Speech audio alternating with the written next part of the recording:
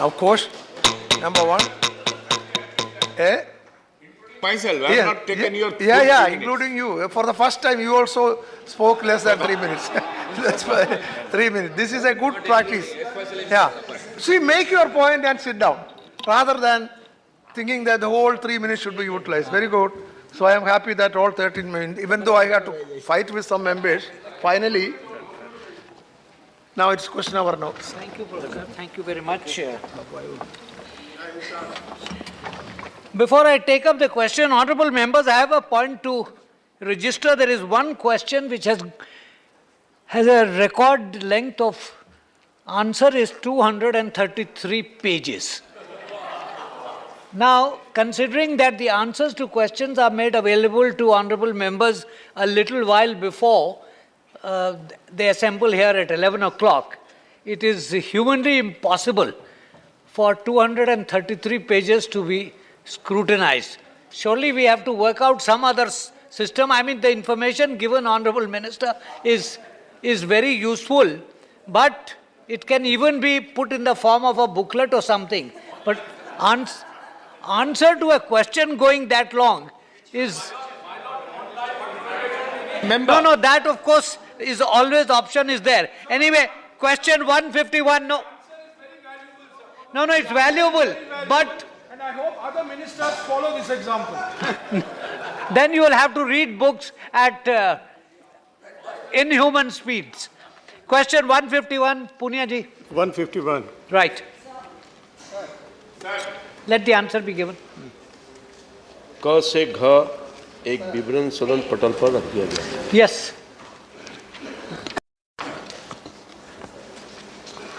मैं आभारी हूं कि आपने मुझे समय दिया और सरकार के जवाब में ये पूरी तरह स्पष्ट है कि 17 राज्य ऐसे हैं जिसमें मनरेगा के अंतर्गत मजदूरी कृषि क्षेत्र से में काम करने वाले मजदूरी से कम है और 17 राज्य ऐसे हैं जहां पर मनरेगा के अंतर्गत मजदूरी मार्जिनली ज़्यादा है। इसे स्पष्ट है कि सरकार की नीति सही नहीं है और स्पष्टतः मजदूरों के हित में नहीं है। और इस पे सवाल पूछ रहा हूँ और इसमें कार्रवाई हुई। यूपीए सरकार के दौरान में 2013 में महेंद्र देव कमेटी बनी, उसमें सिफारिश की कि एग्रीकल्चर अनस्किल्ड लेबर के बराबर मनरेगा की मजदूरी होनी चाहिए और दूसरी सिफारिश की मजदूरी में वार्षिक बढ़ोतरी कंज्यूमर प्राइस इंडेक्स रूरल के आधार पर हो, ना कि कंज्यूमर प्राइस इंडेक्स एग्रीकल्चर के आधार पर। और उसके साथ साथ 15th इंडियन लेबर कॉन्फ्रेंस में ये भी कहा गया कि मजदूरी में गैर बराबरी ख़त्म करने के लिए national floor level minimum wage निर्धारित की जानी चाहिए। तो मेरा सवाल ये है, क्या सरकार महेंद्र देव कमेटी तथा 15th इंडियन लेबर कॉन्फ्रेंस की सिफारिश के अनुसार national floor level minimum wage निर्धारित करते हुए वार्षिक बढ़ोतरी के लिए कंज्यूमर प्राइस इंडेक्स रूरल के आधार को स्वीकार करेगी और अतिरिक्त बजट भी इसके लिए उपलब्ध कराएगी? Thank you.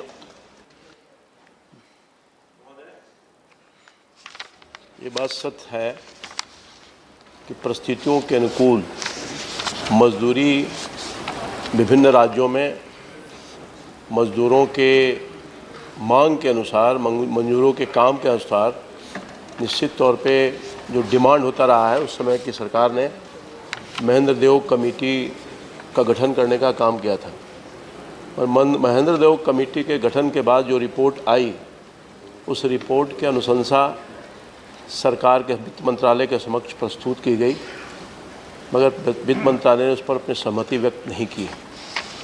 हम सब चिंतित हैं, हमारी सरकार निश्चित तौर पर मजदूरों को मजदूरी मिले, पर जैसा कि आपने कहा कि 17 राज्यों में कम है तो 17 राज्य में अधिक भी है, ये भी साथ साथ रिपोर्ट में प्रस्तुत किए गए हैं। अब से सरकार गंभीरता से इन बातों पर विचार करने के लिए मजदूरों की स्थिति को देखते हुए हमारी सरकार ने एक अलग से कमेटी बनाई है। हमारे एडिशनल सेक्रेटरी के अध्यक्षता में कमेटी का गठन हुआ है, जिसकी रिपोर्ट अभी हाल में आने वाली है। जब रिपोर्ट आ जाएगी तो निश्चित तौर पर मजदूरों की मजदूरी बढ़ाने में हम अपने स्तर से कदम उठाने का काम करेंगे। दूसरा प्रश्न। माननीय सूखा पड़ने पर मनरेगा के अंतर्गत 100 दिन के रोज़गार के साथ साथ 50 दिन अतिरिक्त रोज़गार देने का प्राविधान है। लेकिन सरकार ने सूखा प्रभावित राज्यों के कुछ ब्लॉक, मंडल, तहसील, जिलों को ही चयनित किया, जबकि सूखे से पूरे राज्य के किसान प्रभावित होते हैं। ये एनडीए सरकार के द्वारा अलग से कैटेगराइजेशन किया कि किन ब्लॉकों में, किन जिलों में, किन मंडल में ये मनरेगा लागू रहेगी, बाकी में नहीं रहेगी। क्योंकि सूखा पड़ता है तो पूरा राज्य प्रभावित होता है, हर ब्लॉक प्रभावित होता है, हर किसान प्रभावित होता है। तो इसलिए मैं पूछना चाहता हूँ सरकार से, क्या सरकार सूखा प्रभावित पूरे राज्य में 50 दिनों का अतिरिक्त रोजगार उपलब्ध कराने के लिए नियमों में बदलाव करने पर विचार रखती है, और इसी तरह से जो बरसात से, बाढ़ से प्रभावित इलाकों पर भी ये नियम लागू करेंगे कि नहीं?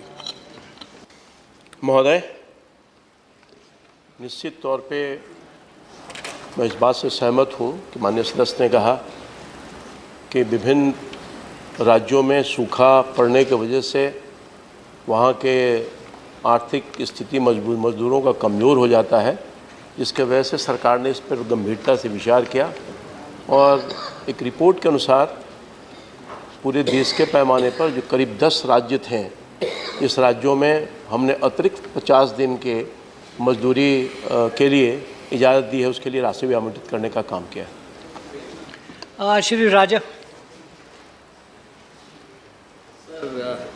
My question is related to the B part of the answer.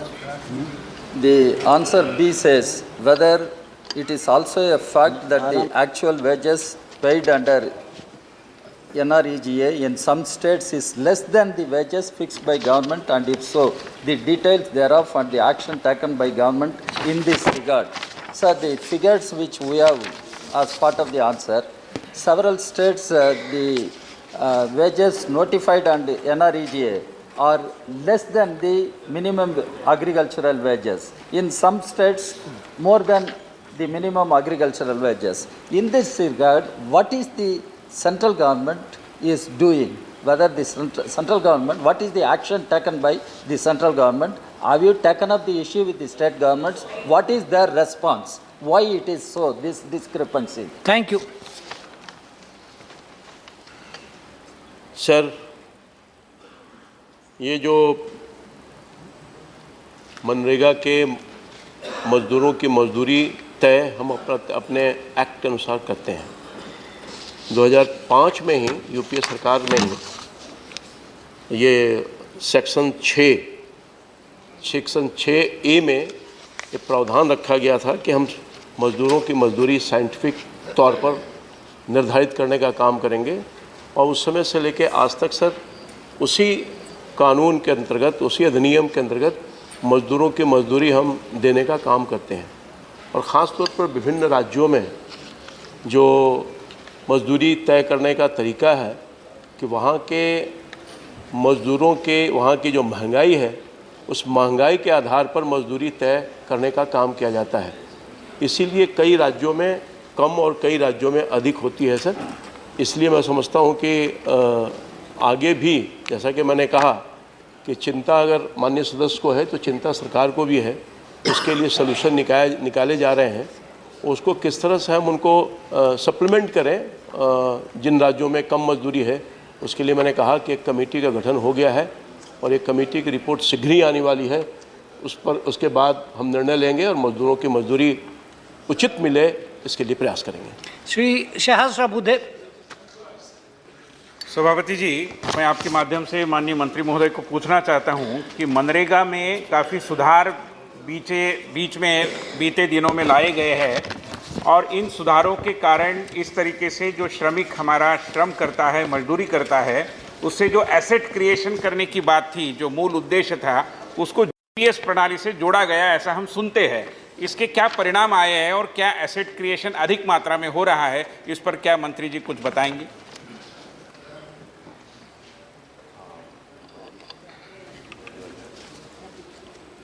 माननीय सभापति जी,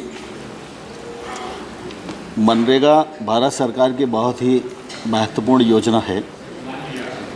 और 2014 के बाद यह कोशिश की गई है कि मनरेगा के स्वरूप को हम लोग परिवर्तन करें और मनरेगा के माध्यम से एसेट क्रिएशन भी हो और मनरेगा के काम में पारदर्शिता भी आवे। और इसलिए मुझे कहते हुए प्रसन्नता है कि अभी मज़दूरों का जो भुगतान है वो उनके अकाउंट में 98% किया जा रहा है।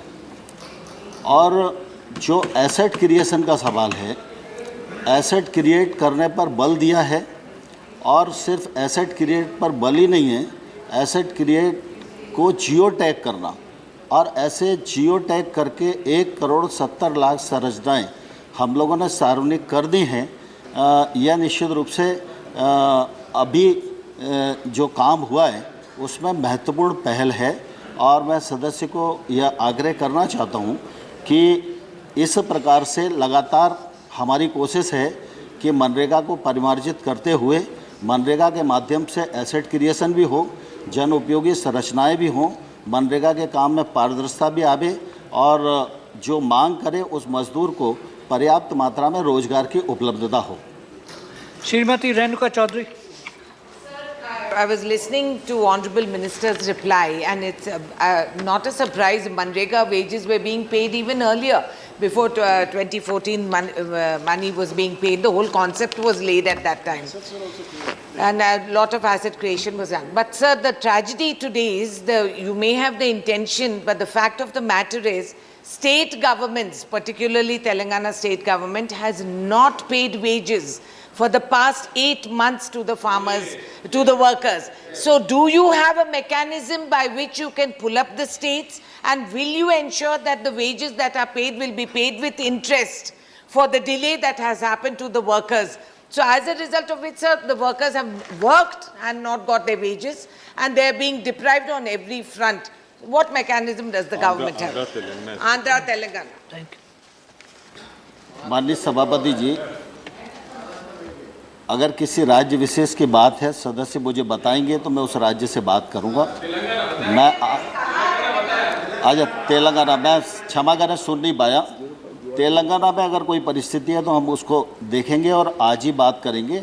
लेकिन मैं आपके माध्यम से पूरे सदन को अवगत कराना चाहता हूं कि मनरेगा की राशि यहाँ से स्वीकृत होने में और जाने में किसी भी प्रकार का विलंब नहीं है।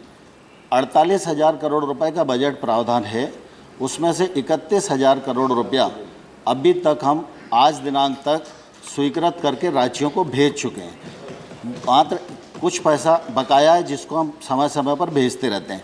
लेकिन कई राज्यों में कभी कभी इस प्रकार की परिस्थिति खड़ी हो सकती है कि उनके पेमेंट के भुगतान में विलंब हो रहा हो। पेमेंट के भुगतान में विलंब ना हो, इस दृष्टि से भी हम लोगों ने राज्य सरकारों से लगातार विचारणा कर रहे हैं और ऑफिसर लेवल की बैठक, मिनिस्टर लेवल की बैठक भी हम लोग करते हैं और लगातार ये कोशिश की जा रही है किसी भी प्रकार का उनका पेमेंट में विलंब ना हो। जहाँ तक मजदूरी का सवाल है, सभापति महोदय, मैं आपके माध्यम से यह कहना चाहता हूँ कि मजदूरी पहले अथवा अब मजदूरी को मनरेगा एक्ट में भी यह कहा गया है कि हम लोग एक्ट के अनुसार चलें और मनरेगा की मजदूरी अलग से अधिसूचित हो। और मनरेगा की मजदूरी केंद्र सरकार जब अधिसूचित करती है समय समय पर और प्रतिवर्ष, तो लेबर ब्यूरो जो शिमला है उससे हम आंकड़े लेते हैं, उसके आधार पर हम लोग उसे करते हैं और प्रतिवर्ष वो मजदूरी बढ़ती है। जो पिछले बार हमारे धारा 6 में मनरेगा की जो उपबंध दिए गए हैं उनके अनुसार ही हम लोग चलें। और मुझे लगता है 2009 में जब 3 दिसंबर 2009 को मनरेगा अधिनियम 6(1) को प्रभावी करते हुए वित्त मंत्रालय के अनुमोदन से मनरेगा के अधीन नई मजदूरी दर नीति की घोषणा की गई थी। राज्यों द्वारा न्यूनतम मजदूरी की दरों में संशोधन के अनुसार 100 रुपये से कम मजदूरी वाले राज्यों की मनरेगा मजदूरी की दरों को 15 दिसंबर 2009 को बढ़ाकर 100 रुपया या संशोधित न्यूनतम मजदूरी दर जो भी कम हो के बराबर किया गया। और जिन राज्यों में मनरेगा मजदूरी दर पहले से 100 रुपये से अधिक थी, उन राज्यों को वह मजदूरी दर बनाए रखने की अनुमति प्रदान की। उसी के अनुसार लगातार ये मजदूरी बढ़ रही है माननीय सभापति जी। और मैं आपको बताना चाहता हूँ 12-13 में यह 5% बढ़ी, 13-14 में 10% बढ़ी, 14-15 में 8 बढ़ी, 15-16 में 7 बढ़ी और 16-17 में 5% बढ़ी।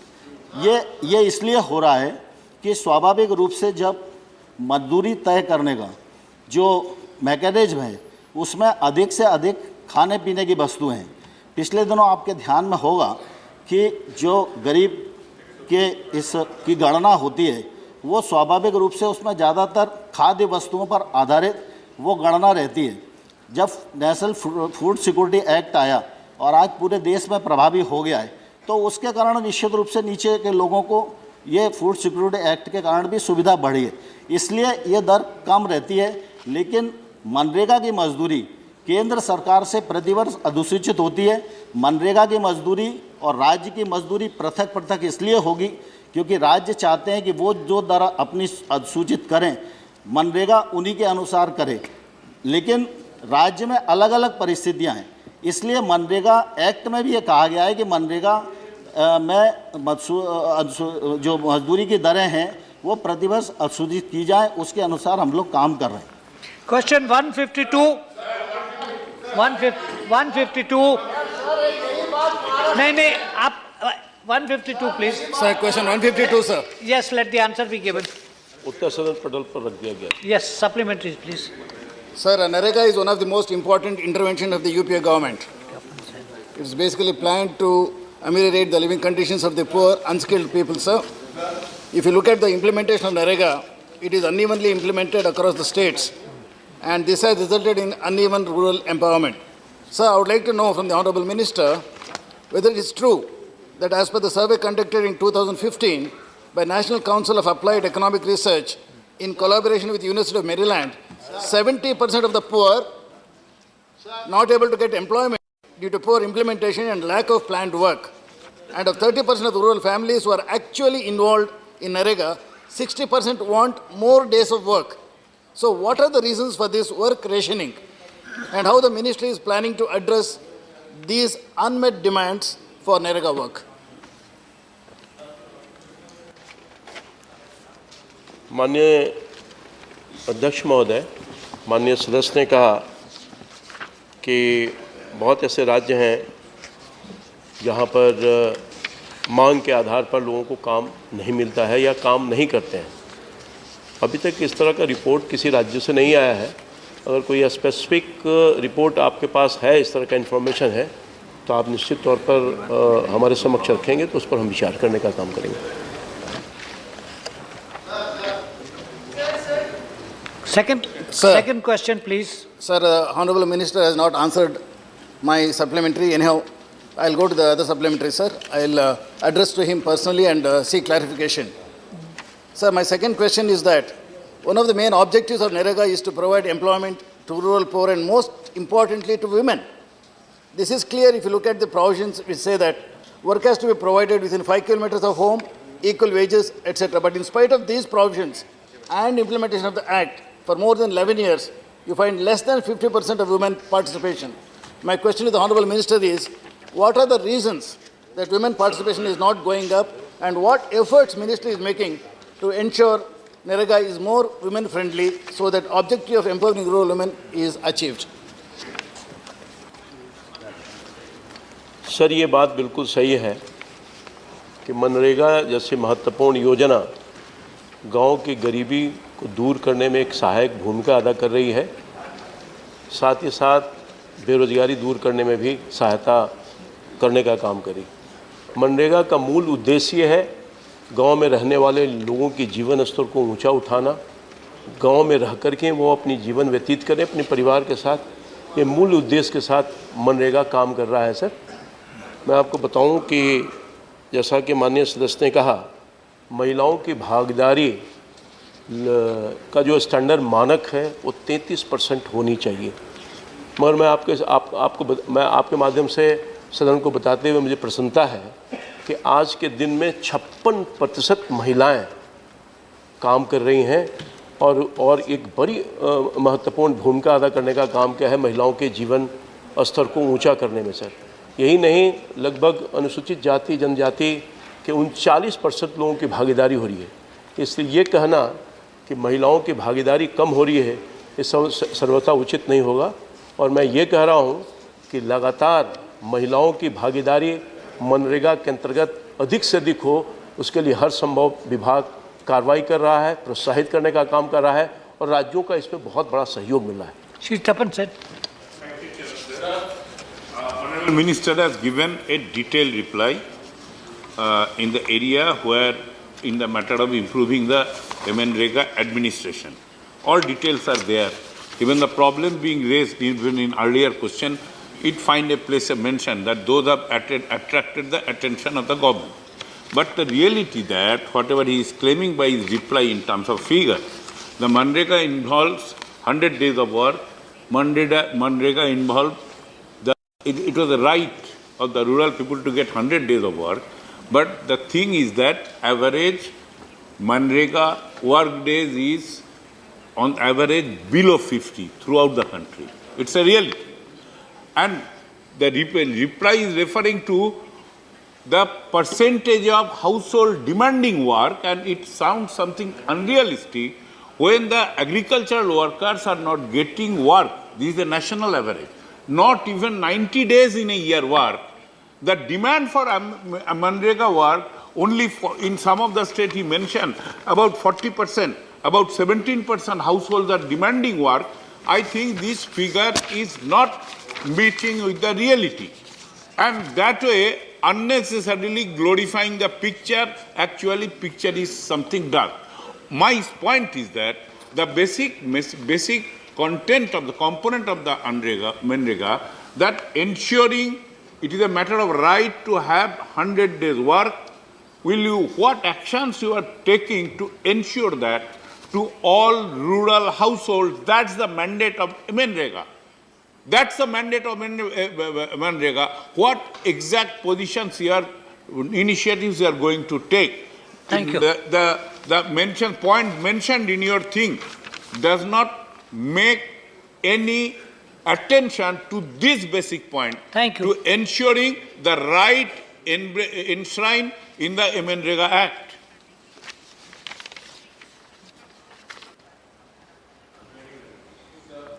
माननीय सभापति जी, माननीय सदस्य ने जो कहा वह निश्चित रूप से अपनी जगह सही है कि मनरेगा के अंतर्गत मनरेगा में जो पात्र परिवार हैं उन परिवारों को वर्ष में 100 दिन का रोजगार मिलना चाहिए। लेकिन हम मनरेगा को इस दृष्टि से भी देखें कि मनरेगा मांग आधारित योजना है। अगर कोई व्यक्ति 100 दिन का रोजगार नहीं करना चाहता तो सरकार उसको जबरन 100 दिन का रोजगार नहीं दे सकती, एक बात। दूसरी बात, उस क्षेत्र में उसके परिवार में 3 लोग हैं और तीनों लोग बारी बारी से मनरेगा में काम करना चाहते हैं, तो कोई 40 दिन करता है, कोई 30 दिन करता है, कोई 30 दिन करता है। तो मनरेगा में जब संख्या आती है तो स्वाभाविक रूप से एक व्यक्ति ने कितना किया वही संख्या आती है। और सामान्य तौर पर हम लोगों ने लगातार इस बात की कोशिश की है कि अगर रोजगार की मांग है तो वहाँ पंजीयन होनी चाहिए और रोजगार मांगे व्यक्ति वो किसी भी प्रकार से रोजगार से वंचित नहीं किया जाना चाहिए। मनरेगा के अंतर्गत रोजगार लोगों को मिलेगा तो रोजगार पाने के कौन कौन से काम हो सकते हैं, रोजगार पाने का क्षेत्र कौन कौन सा हो सकता है, और उन सब क्षेत्रों में सब प्रकार से प्रचार प्रसार की व्यवस्था हो जिससे कि कोई भी व्यक्ति अनभिज्ञ न रहे कि वो मनरेगा योजना में काम कर सकता है या मनरेगा योजना में वो मांग कर रहा है तो उसको कोई नहीं दे रहा है। अगर मांग करे और नहीं मिले तो हम किसी भी प्रकार का एक्शन करते हैं और राज्य सरकार से लगातार इस मामले में संपर्क में रहते हैं। श्रीमती रूपा Gangoli, no, your question is over. Demanding work in Please. In Maharashtra, Tapan, 30% demanding work household. Tapan ji, Is there? Your question is over. Is this figure given by the government to the parliament is realistic. No, no, you challenge Will the government figures will, through kindly, proper verify? procedures. Sir, Yes, Honorable please. Chair, may I start? May I? Sir एक चीज़ है, जैसे एक state के बारे में मैं उल्लेख करना चाहती हूँ, वेस्ट बंगाल हमारा स्टेट है, जहाँ पे ऐसे स्टेट्स हैं जहाँ पे एक्सचेकर ख़त्म हो जाने से जो सेंट्रल गवर्नमेंट से अलग अलग खाने में पैसा आते हैं, जैसे मनरेगा में आते हैं, वो पैसा वहाँ पे जमा करके वहाँ पे उनके जो इंटरेस्ट मिलते हैं उसमें थोड़ा सा वो काम चला लेते हैं। तो ये किस तरीके से हम लोग इसका रिकॉर्ड पीरियडिकली मांग सकते हैं कि मनरेगा के पैसे आएँ तो तुरंत इतने ही दिनों में चले जाना चाहिए, ताकि वहीं के लोगों को ऐसा फीलिंग ना हो कि मनरेगा के पैसे नहीं आ रहे। Number 2, One question only. Only one question. Question ये सर एक सीट सर सॉरी मैं इतना नियम नहीं जानती। ये आधार कार्ड को किराए पे लगा के जो हाफ एन आवर काम करा के हम लोग मनरेगा के वर्कर्स को इस तरह से छोड़ देते हैं और काम वहाँ पे होता नहीं है, उनके बारे में अगर केंद्र सरकार से कोई ऐसा प्रावधान कर सकते हैं तो लोगों को अच्छा होगा। That's a suggestion. माननीय सभापति जी, जहाँ तक आधार का सवाल है, हमारी कोशिश है कि मनरेगा में जॉब कार्ड धारी जो व्यक्ति है उस हर एक का आधार कार्ड बन जाए, और उसके लिए लगातार हम आग्रह भी करते हैं, लगातार कैंप भी लगाते हैं, और जो मज़दूर है उसकी सहमति लेके उसको आधार कार्ड बनवाते भी हैं।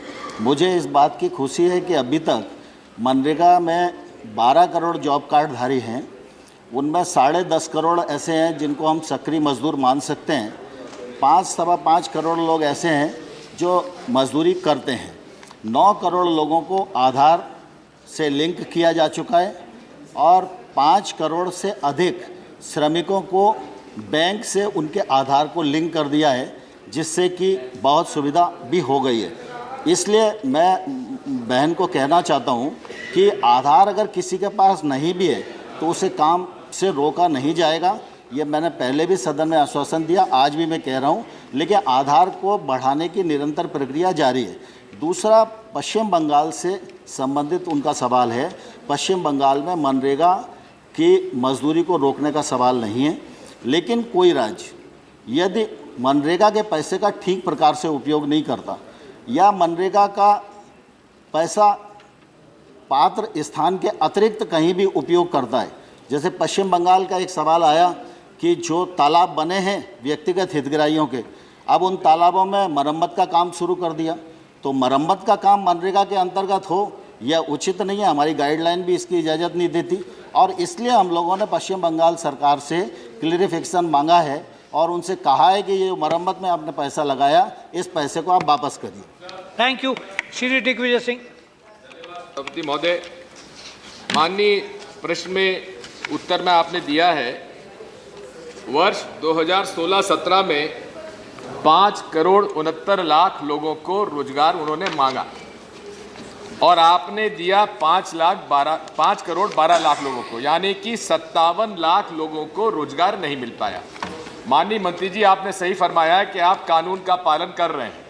मैं आपके माध्यम से पूछता हूं कि कानून में इस बात का प्रावधान है कि यदि किसी मजदूर ने काम मांगा और 15 दिन में आपने काम नहीं दिया तो उसे अनएम्प्लॉयमेंट अलाउंस आपको 1/3 ऑफ द मिनिमम वेज देना चाहिए, और 30 दिन के बाद आधा मिनिमम वेज देना चाहिए।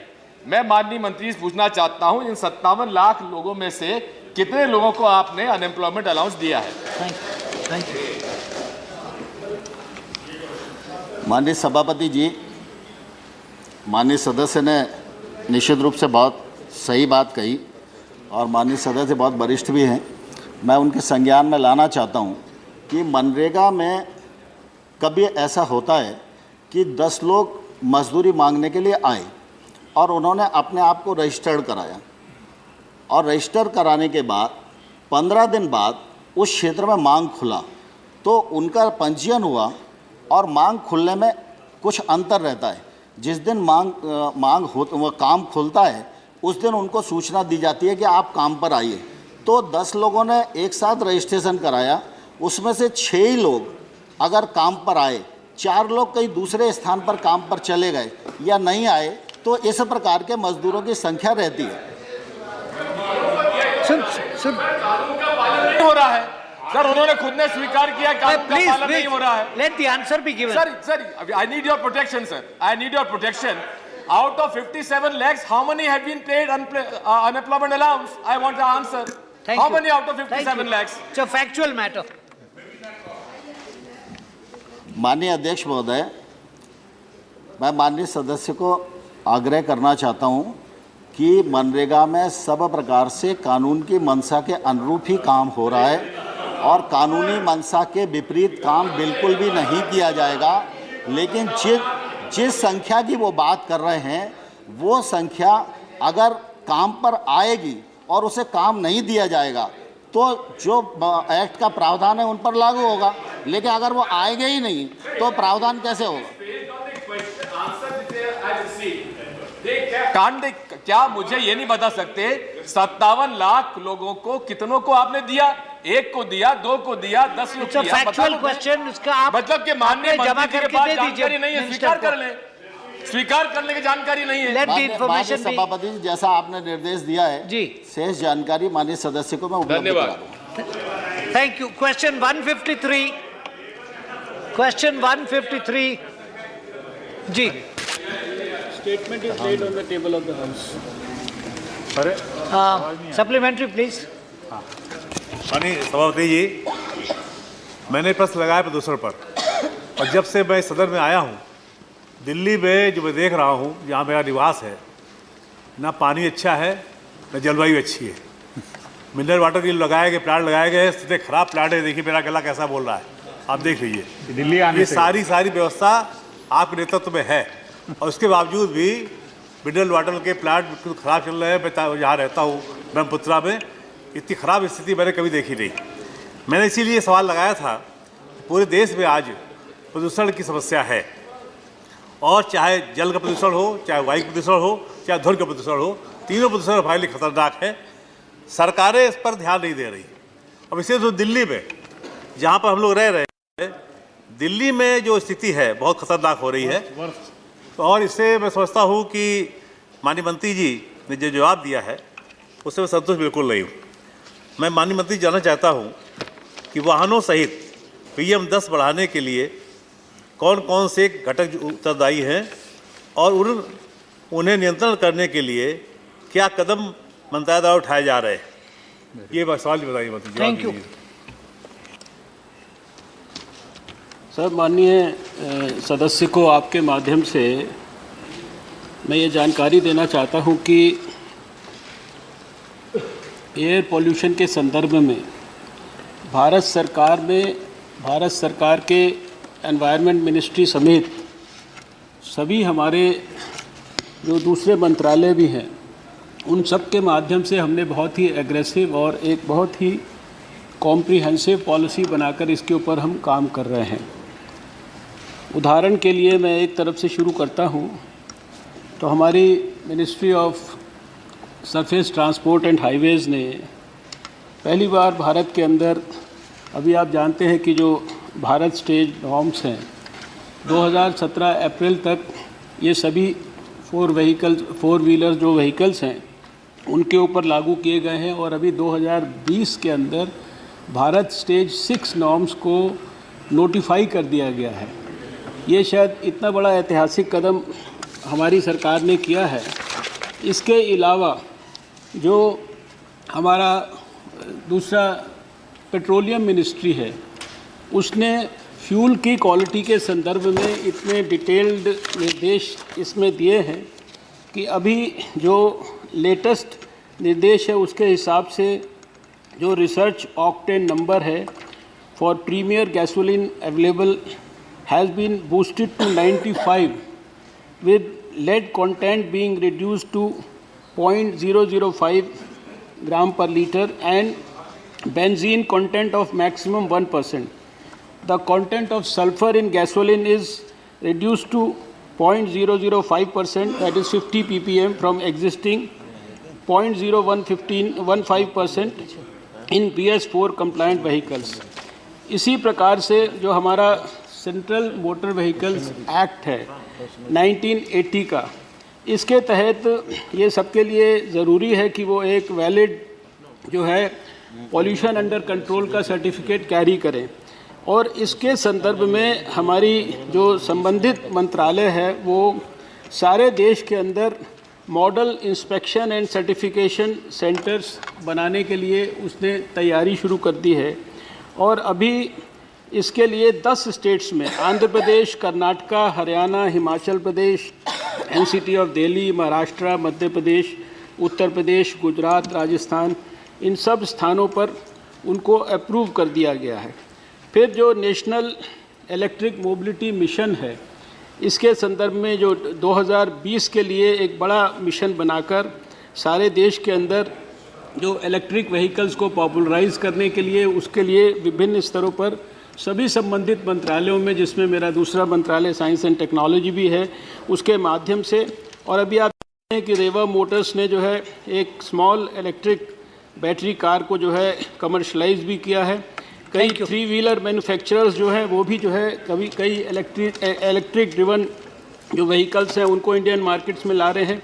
फिर मैं ये भी बताना चाहता हूँ कि जो हमारा जो न्यू एंड रिन्यूएबल एनर्जी जो डिपार्टमेंट है, MNRE को जिसको हम पॉपुलरली बोलते हैं, इसने नेशनल बायोफ्यूल पॉलिसी बनाई है, जिसमें प्रपोज किया गया है, जिसके ऊपर काम लगातार शुरू हो रहा है कि जो गैसोलीन है उसमें 20% इथेनॉल मिक्स किया जाए और जो डीजल है उसमें 20% बायोडीजल मिक्स किया जाए। Thank you. इसी तरह सर अभी कंप्लीट नहीं हुआ सर, उन्होंने पॉल्यूशन की बात कर रहे हैं सर, इसमें sir I have to tell everything to him so that he is satisfied. I am afraid I have to get on with questions also. Sir he said I would request both. This is बैठ जाइए, आपका सवाल नहीं है, बैठ जाइए। Sir, please try to. Sir, this is only be brief. This is only a small portion of what I have to tell him. Sir, फिर हमारा जो गेल गैस है उसने एक ग्रीन कॉरिडोर प्रोजेक्ट लिया है, जिसके अंतर्गत जो है सर ये सिटी के लिमिट्स के बाहर जो है ये जो CNG है इसकी अवेलेबिलिटी के लिए लॉन्ग जर्नीज़ के ऊपर जो है CNG यूजेज को प्रमोट करने के लिए काम हो रहा है। फिर सर इससे सबसे बड़ी बात यह है कि जो पेट्रोलियम और नेचुरल गैस है, इस मिनिस्ट्री ने हाइड्रोजन कॉर्पस कंपनीज की और ऑयल इंडस्ट्री की मदद से। Does it relate to this particular question? Yes, sir, it relates to that. Everything relates to this because he is talking. No, the entire work of the ministry. Sir, he is talking about controlling pollution, and I am telling you that how much our government, not only the environment ministry, but the whole government as such is comprehensively dealing with this issue in a very thorough manner. Dr. Saab, the question is very specific. It relates to Delhi's pollution. But he hasn't asked that related to the Delhi traffic. As far as the Delhi traffic and the Delhi pollution is concerned, I have comprehensively replied. But in the supplementary, he is asking about the larger issue. And you don't reply. The short answer procedure is that the question has to relate to the main question. But let's ask the second question. पूछिए. We are running out of time. माननीय सभापति जी, माननीय मंत्री जी एक स्वास्थ्य मंत्री भी है और स्वास्थ्य मंत्री ऐसा जवाब दे, ऐसी उम्मीद हम लोग भी करते हैं। सवाल पूछिए। सवाल हमारा ये है कि जो स्थिति है दिल्ली की है, वाहनों की जिस प्रकार से स्थिति दिल्ली बनती जा रही है, कोई भी वाहन 20-25 किलोमीटर से ज़्यादा स्पीड में चल नहीं पाता।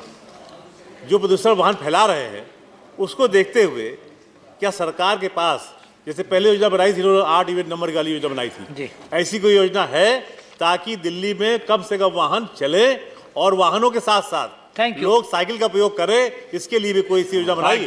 Thank you sir. प्लीज इस संदर्भ में मुझे ये कहना है कि जो दिल्ली का या देश का जो पॉल्यूशन है, साइलेंस प्लीज, खाली please listen to the answer. जैसा मैंने अपने उत्तर में भी बताया है कि इस पॉल्यूशन के लिए खाली कंट्रीब्यूशन व्हीकल्स का नहीं है, लेकिन इसके बावजूद भी जो आपने सुझाव दिया, आपने कहा कि व्हीकल्स की संख्या कम करने के संदर्भ में, ये सारे जो है ये वॉलंटरी इन्वॉल्वमेंट के इश्यूज़ हैं। इस संदर्भ में मेरा ये कहना है कि हमारी सरकार में अभी हमने एक सैकड़ों ऐसी गुड डीड्स तो हमारे लोग as an individual, as a corporate, as a society, as an NGO कर सकते हैं, उसको हमने बहुत कॉम्प्रिहेंसिवली अभी पिछले 2 महीने में तैयार किया है और बहुत जल्दी मैं उसको आप सबके बीच में समर्पित करूंगा। और हम सारे देश के अंदर सांसदों सहित हर व्यक्ति से जो कि जिम्मेदार है ये रिक्वेस्ट करेंगे कि देश में हम एक ऐसा बड़ा सोशल मूवमेंट खड़ा करें जिसके अंदर हर व्यक्ति देश का हर रोज़ एक ऐसा पॉजिटिव काम करे जो कि एनवायरनमेंट के लिए पॉजिटिव हो, एयर पॉल्यूशन के लिए, रिवर पॉल्यूशन के लिए, लैंड पॉल्यूशन के लिए। और मुझे पूरा विश्वास है कि उसमें जैसा आपने सुझाव दिया, किसी को ज़बरदस्ती साइकिल नहीं चलाई जा सकती, लेकिन अगर हम साइकिल चलाने के लिए उसको कन्विंस भी कर सकते हैं, मोटिवेट भी कर सकते हैं, कार पूलिंग के लिए मोटिवेट कर सकते हैं, इस तरह के इश्यूज़ के लिए कि घर में कम से कम कार रखें, पब्लिक ट्रांसपोर्ट को यूज़ करें, तो ये सोशल मूवमेंट के माध्यम से, और उस सोशल मूवमेंट को भी अगर हमारे जैसे जो लोग हैं वो अपने अपने क्षेत्र में नेतृत्व उसका प्रदान करेंगे, तो मुझे पूरा विश्वास है कि जो है इस आपकी जो समस्या का समाधान हम बहुत जल्दी ही कर पाएंगे। Thank you. श्री रामकृष्ण।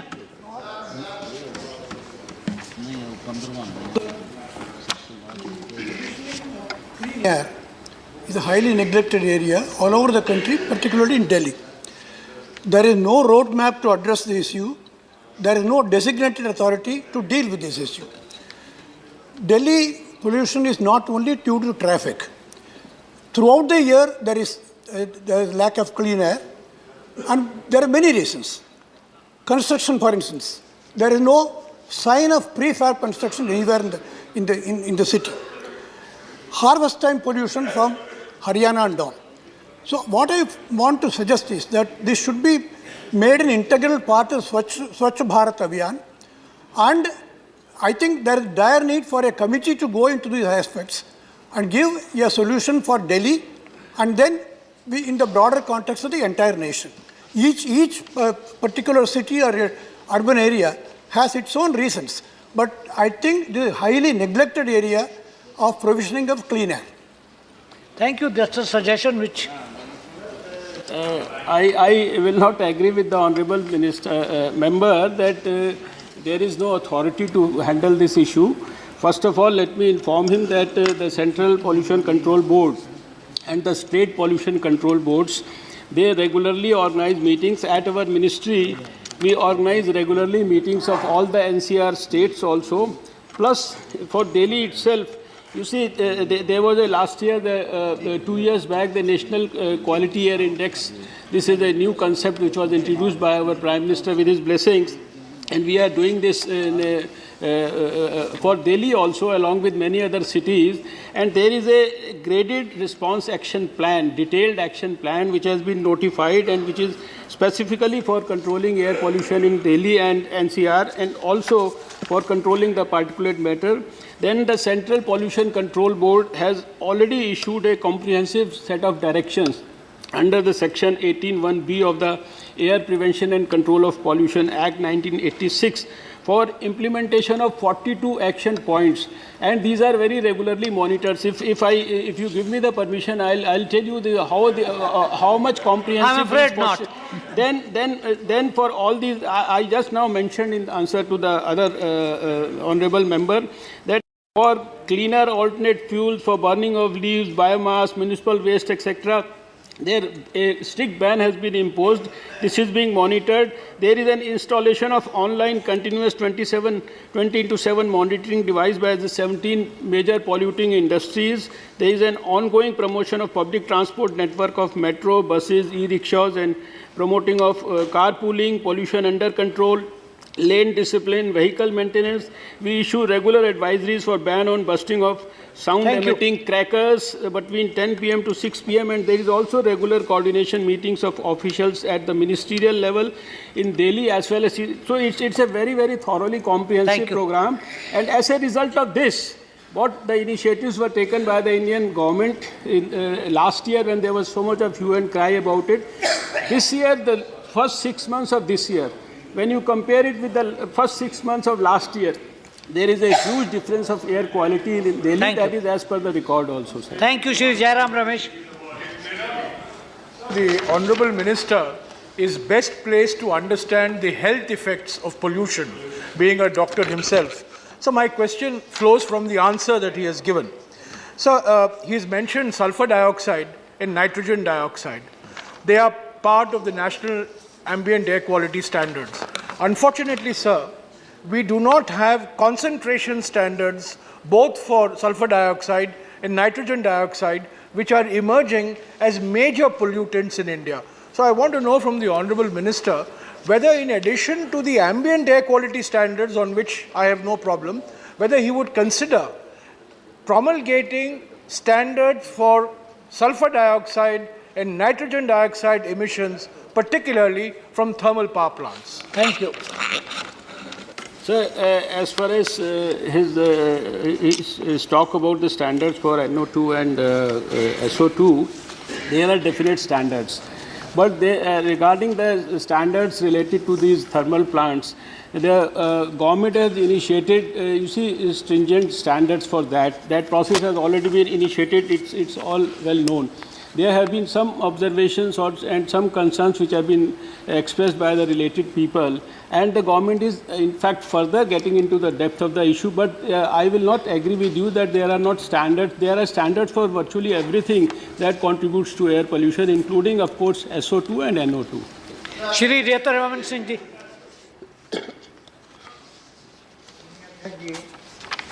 मैं माननीय मंत्री जी से जानना चाहूँगा कि पेरिस अकॉर्ड के अनुसार थर्मल पावर स्टेशन बंद किए जाने हैं, जिससे कि सबसे ज़्यादा पोल्यूशन थर्मल पावर स्टेशन से होता है। तो क्या आप ये विचार कर रहे हैं कि निकट भविष्य में जो थर्मल पावर स्टेशंस हैं उनको बंद करेंगे? और मानवर बायोमास का आपने कहा कि उसको कंट्रोल करने के लिए भी हम योजना बना रहे हैं, तो यहीं बगल में आपके हरियाणा और पंजाब में खुलेआम उन लोगों ने मना कर दिया है, किसानों ने, कि हम बायोमास जलाएंगे, उस पर कोई प्रतिबंध हम नहीं मानेंगे। सर, सबसे पहले तो मुझे ये कहना है कि कोई भी स्टेप जो है वो एक बार में अचानक नहीं लिया जा सकता। आप जानते हैं कि हमारे प्रधानमंत्री जी ने एक बहुत जो है अपने उसके लिए क्लीन एनर्जी के प्रमोशन के लिए इतना बड़ा मूवमेंट हाथ में लिया हुआ है, जिसके तहत सन 2022 तक हम 175 गीगावाट जो है वो क्लीन एनर्जी जो है उसका उत्पादन कर रहे हैं। और आप देख रहे हैं कि उस दिशा में बहुत तेज़ी से हमारा देश बढ़ रहा है। जहाँ तक आपने जो है ये कहा कि पेरिस एग्रीमेंट के अंदर थर्मल प्लांट्स को बंद करने की बात की गई है, तो मैं नहीं समझता कि ऐसी कोई भी बात पेरिस एग्रीमेंट के अंदर जो है कही गई है कि आप देश के अंदर या दुनिया के अंदर सभी थर्मल प्लांट्स को बंद कर दीजिए। लेकिन निश्चित रूप से हम ज़्यादा से ज़्यादा क्लीन एनर्जी की दिशा में, क्लीन एनर्जी के इस्तेमाल की दिशा में बढ़ें, तो उसके ऊपर जो है सारा दुनिया संकल्पबद्ध है। और इसमें मुझे बड़ी खुशी है इस बात को बताने में कि हमारे प्रधानमंत्री मोदी जी ने पेरिस एग्रीमेंट के तहत पेरिस के अंदर मीटिंग में जो सारे दुनिया को नेतृत्व प्रदान किया, और उस नेतृत्व प्रदान करने के तहत दुनिया के अंदर मिशन इनोवेशन नाम का जो है मूवमेंट डेवलप हुआ।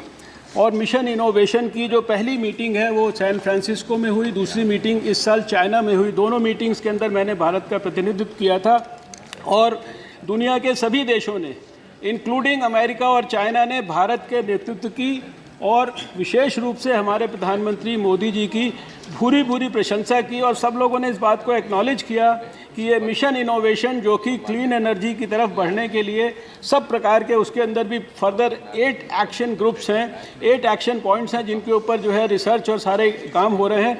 सारे दुनिया ने प्रधानमंत्री नरेंद्र मोदी का कंट्रीब्यूशन उसके अंदर जो है उसको सराहा। इसलिए आप बिल्कुल निश्चिंत रहें, जो क्लाइमेट चेंज और ग्लोबल वार्मिंग के संदर्भ में भारत सारी दुनिया को नेतृत्व प्रदान करने के लिए सक्षम है, और हम उसी दिशा में बढ़ रहे हैं। Thank you. Question 154 sir, question 154 sir. Thank you. A statement is laid on the table of the house. Sir, मैं आपकी इजाज़त से मेरे जो 2 सप्लीमेंट्री है मैं एक में ही पूछना चाहता हूँ। मरकज़ी सरकार ने ये अपने जवाब में ये माना है कि वेस्ट गोदावरी के अंदर जो फैक्ट्री है उनको इन्वायरमेंटल क्लियरेंस नहीं दिया गया है, लेकिन रियासती सरकार ने असेंबली में ये मानकर उनको इजाज़त दी फैक्ट्री को कि वहाँ पर वो फैक्ट्री कायम कर सकते हैं, और आनंदा नाम की एक फैक्ट्री वहाँ पर हो रही है। मैं उसको उस सिलसिले में जो फैक्ट्री वहाँ पर कायम हुई है उसने अपने तौर पर एक अलहदा एक फैक्ट्री बाजू के फासले के ऊपर तामीर की है और उसके अंदर काम का आगाज़ भी हो चुका है, जिसकी वजह से उस फैक्ट्री के पोल्यूशन की वजह से वहाँ के मुकामों की फैक्ट्री में काम करने वाले 5 लोगों की जान गई है। इससे उसके आजू बाजू के जो लोग हैं, जो वहाँ के गांव है, हज़ारों लोग मुसलसल 1.5 महीने से एहतजाज कर रहे हैं। मैं मरकज़ी सरकार से ये जानना चाहता हूँ कि जब रियासती सरकार ने बावजूद पोल्यूशन कंट्रोल मरकज़ी सरकार का सब्जेक्ट है, रियासती सरकार ने उसको इजाज़त दी और वहाँ फैक्ट्री कायम हुई, ये एक इलीगल एक फैक्ट्री बाजू कायम भी हुई और उसी के अंदर ये 5 लोगों की जान गई। सवाल, मैं सरकार से ये जानना चाहता हूँ कि जो 5 लोगों की जो जान गई है, क्या उस फैक्ट्री के खिलाफ आप कार्रवाई करके थैंक यू, जिन लोगों की जान गई है उन लोगों को आप मुआवजा देंगे? Thank you. और मुसलसिल 23 गांव के लोग दहशत में उस आसपास के गांव में लोग रह रहे हैं। Thank you. उससे जो नुकसान हो रहा है हो गया आपका उनकी सवाल। सेहत के ऊपर, क्या उसके खिलाफ रियासती सरकार के खिलाफ या फैक्ट्री के खिलाफ मरकजी सरकार कुछ एक्शन लेगी? और जो लोग मर गए हैं उनके अफराद खानदान को मुआवजा देगी? Thank you. अध्यक्ष महोदय, जो प्रश्न माननीय सदस्य ने पूछा था, वो जिस फैक्ट्री के संदर्भ में पूछा था, वो फैक्ट्री तो अभी पूरी तरह से बनकर तैयार नहीं हुई है, नंबर 1। दूसरी बात यह है कि जो फैक्ट्री जिसके संदर्भ में प्रश्न पूछा गया, वो एक मेगा फूड पार्क की जो भारत सरकार की स्कीम है, उसके तहत दिसंबर 2013 में भारत सरकार के संबंधित मंत्रालय ने उस स्थान पर उस मेगा फूड पार्क को एस्टैब्लिश करने के लिए परमिशन दिया। और ये जिस प्रकार की फैक्ट्री है, जिस प्रकार का वहाँ पर जो है प्रॉन और फिशेस के संदर्भ में जो है प्रोसेसिंग का काम होना था, वो भारत सरकार के एनवायरनमेंट प्रोटेक्शन एक्ट के तहत जो 2 पॉल्यूटिंग इंडस्ट्रीज़ की कैटेगरीज है ए और बी, उसके तहत वो आता नहीं। इसलिए भारत सरकार से किसी भी प्रकार की एनवायरमेंटल डिपार्टमेंट से परमिशन लेने का कोई उसमें प्रश्न नहीं था। ठीक। उसके बाद 26 मई को 2014 के अंदर वहाँ की सरकार में वहाँ के जो पॉल्यूशन कंट्रोल बोर्ड ने इस फैक्ट्री को जो है परमिशन दी वहाँ पर एस्टैब्लिश करने के लिए। और उसके साथ साथ उसके अंदर भी जो है नॉर्म्स वगैरह रखे गए कि जो वहाँ पर पानी वगैरह यूज़ किया जाएगा, उसको किस प्रकार से जो है ट्रीट करके जो है उसी कैंपस के अंदर यूज़ किया जाएगा। लेकिन उसके बावजूद भी वहाँ पर जो है उसके लिए उन्होंने बड़े स्पष्ट नॉर्म्स एस्टैब्लिश करके उसके अंदर दिए और कानून के तहत अगर वो उसको फॉलो ना करें उसको वो बंद भी कर सकते हैं।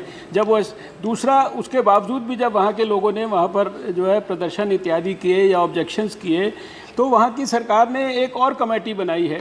कमेटी बनाने के बाद उन्होंने खुद अपनी पहल करके उसकी जो सारे जो एफ्लुएंट्स हैं उनको वहाँ करीब 26 किलोमीटर दूरी पर पाइप से जो है समुद्र के अंदर कनेक्ट करने की भी योजना उसके साथ साथ बनाई है।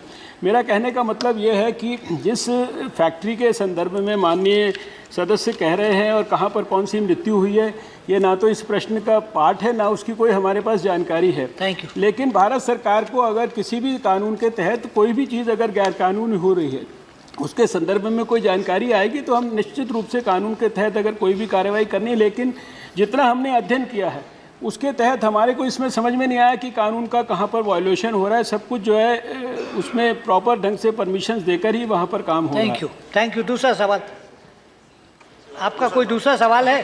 नहीं, एक ही सवाल। दोनों सवाल हो गए। Shri Vijay Sai Reddy. It is very unfortunate that the Honorable Minister is not aware of the fact that 5 people have died because of the leakage of poisonous gas from the factory located there. And in fact, the state government of Andhra Pradesh has paid the compensation also. And see, what is worrisome is, sir, in fact, there are several lakes in the areas, particularly Narsapuram, Bhimavaram and Mogaltur villages, where the lakes in the water are getting polluted. See, that is the cause of concern. And these factories, the Aqua Food Park, it is not general food park, sir, it is Aqua Food Park, where the prawns are being processed. See, the wastage that is coming out of the factory is let into the agricultural canal, sir. That is the real cause of concern. In fact, Question. 5,000 people are on continuous relay hunger strikes since April, sir.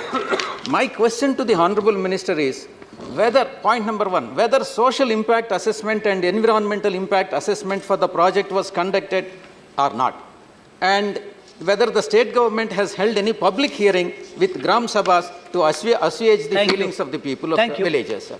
These two questions. Thank you.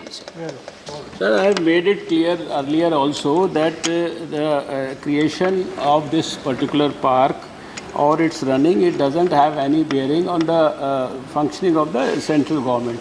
And it doesn't, this particular industry is not part of that group of industries which are basically highly polluting and which actually need an environmental impact assessment from the central government. So there is no, the question doesn't arise. We are not at all involved with this. As far as the local pollution control board, they have taken care of everything. They have given the permission. They have given the permission to establish. They have given the permission to run. They have suggested the measures. The factory is complying with those measures. As I said that even after that, since there were protests, the government itself has taken the initiative to make another committee, and they have themselves initiated a proposal where they are going to lay down a pipeline of 26 kilometers long, which will ensure that the effluents are all discharged into the sea. So I don't see, and as far as he is talking about those deaths and all, I don't know if it has any bearing with this particular question at all or not. Thank you. Thank you, Shri Kalita. Sorry, your question is over. Your question is over. Let the next question be. Please. Quick. Now he has answered the question. Thank you, sir. Yes. Sir, my supplementary arises from the statement on aqua food, the clearance for this thing. But I want to ask whether the minister is aware that liquid nitrogen is served in the beverages in some restaurants. What action, what measures are being taken by the department to stop serving liquid nitrogen in the restaurants? Restaurants? Yes. Sir, I don't think this question is related to the basic question. And if he has any information about the liquid nitrogen being served in any of the particular restaurant, we'll get it investigated. Please make it information available. That's all. That's the end of the question. It is all over in the newspapers, sir. No, it is all please over in the newspapers. give the details to the Honorable Minister. He will inquire into it. Question 155, Shri Tulsi. Question 155. Right. जी, एक जवाब सदन के पत्र पे रखा हुआ है। जी। Sir, I want to know from the Honorable Minister that it has taken 3 years to complete 41 projects, whereas there are 163 projects which are already sanctioned. So, are we going to take 50 years to complete these projects? Will Ganga ever be clean? Or will it take 100 years? What is a reasonable prospect? Thank you.